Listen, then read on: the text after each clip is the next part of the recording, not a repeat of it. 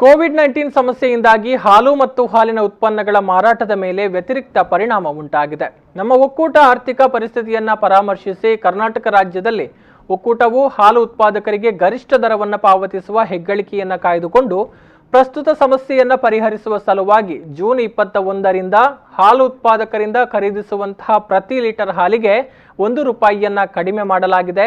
ಹಾಲು ಉತ್ಪಾದಕರು ಎಂದಿನಂತೆ ಗುಣಮಟ್ಟದ ಹಾಲನ್ನು ಸಂಘಕ್ಕೆ ನೀಡಿ ಸಹಕರಿಸಬೇಕು ಅಂತ ದಕ್ಷಿಣ ಕನ್ನಡ ಸಹಕಾರಿ ಹಾಲು ಉತ್ಪಾದಕರ ಒಕ್ಕೂಟದ ಅಧ್ಯಕ್ಷ ರವಿರಾಜ್ ಹೆಗ್ಗಡೆಯವರು ಪ್ರಕಟಣೆಯಲ್ಲಿ ತಿಳಿಸಿದ್ದಾರೆ.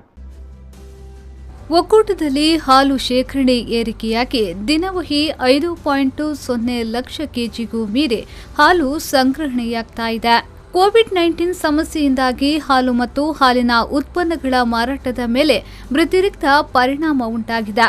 ಕೋವಿಡ್-19 ಪರಿಣಾಮದಿಂದಾಗಿ 2020-21ನೇ ಸಾಲಿನ ಪ್ರಥಮ 3 ತಿಂಗಳಲ್ಲಿ ಒಕ್ಕೂಟದ ಹಾಲು ಮತ್ತು ಹಾಲಿನ ಉತ್ಪನ್ನಗಳ ಮಾರಾಟ ಸುಮಾರು 25% ಕುಸಿತವಾಗಿ ವಹಿವಾಟು 30 ಕೋಟಿ ಕಡಿಮೆಯಾಗಿದೆ.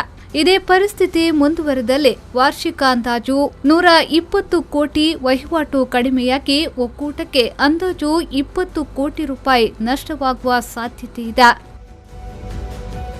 2020ರ ಜೂನ್ನಲ್ಲೇ ದಿನವಹಿ 1.22 ಲಕ್ಷ ಕೆಜಿ ಹಾಲನ್ನು ಹಾಲಿನ ಹುಡಿ ಪರಿವರ್ತನೆಗೆ ಕಳುಹಿಸಲಾಗುತ್ತಿದ್ದು, ಪ್ರತಿ ಕೆಜಿ ಹಾಲಿನ ಹುಡಿ ಪರಿವರ್ತನೆಗೆ 11.35ರಂತೆ ನಷ್ಟವಾಗಲಿದೆ.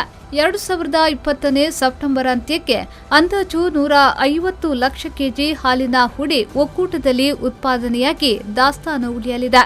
ದಾಸ್ತಾನು ಮಳಿಗೆಗಳಲ್ಲಿ ಪರಿವರ್ತಿತ ಹಾಲಿನ ಪುಡಿ ಮತ್ತು ಬೆಣ್ಣೆ ದಾಸ್ತಾನು ಹೆಚ್ಚಾಗಿದ್ದು, ಶೇಖರಿಸಲು ಸಾಧ್ಯವಾಗದೆ ಖಾಸಗಿ ದಾಸ್ತಾನು ಮಳಿಗೆಗಳಿಗೆ ದುಬಾರಿ ಬಾಡಿಗೆ ನೀಡಿ ದಾಸ್ತಾನು ಮಾಡಬೇಕಾಗಿದೆ. ಹಾಲಿನ ಹುಡಿ ಮತ್ತು ಬೆಣ್ಣೆ ದಾಸ್ತಾನು ಮಾಡುವುದರಿಂದ ಒಕ್ಕೂಟದ 30 ಕೋಟಿ ನಗದು ಹರಿವಿಗೆ ತಡೆಯುಂಟಾಗಿದೆ. ದುಡಿಯುವ ಬಂಡವಾಳದ ಕೊರತೆಯಾಗಲಿದೆ.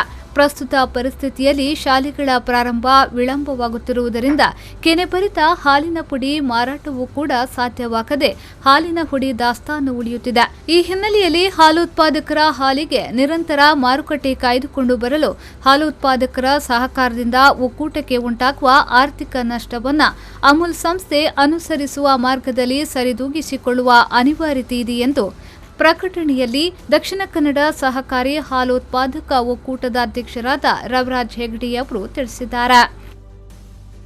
ಬ್ಯೂರೋ ರಿಪೋರ್ಟ್ ವಿ4 ನ್ಯೂಸ್ 24/7 ಮಂಗಳೂರು.